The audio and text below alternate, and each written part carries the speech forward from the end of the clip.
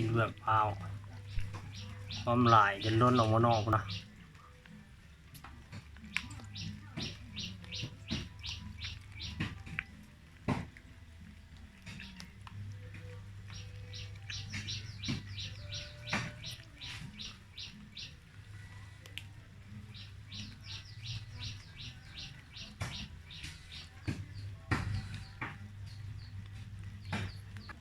เอาใส่ต่อมาดิ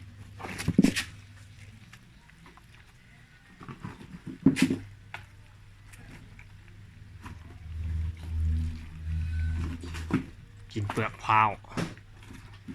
เน้นให้กินเปลือกพร้าวให้มันเป็นธรรมชาติที่สุดเป็นพี่เลิศเป็นพี่เลิศ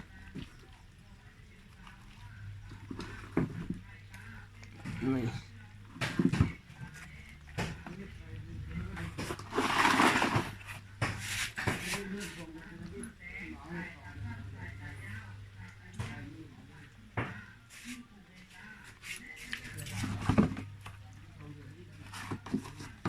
ให้มันกิน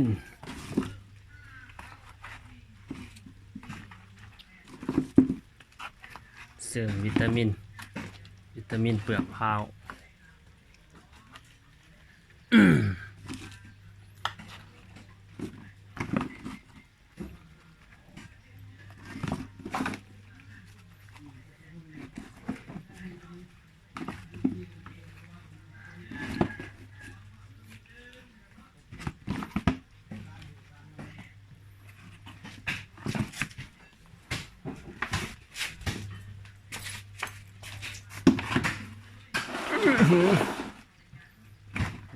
ตัวนี้ก็หลาย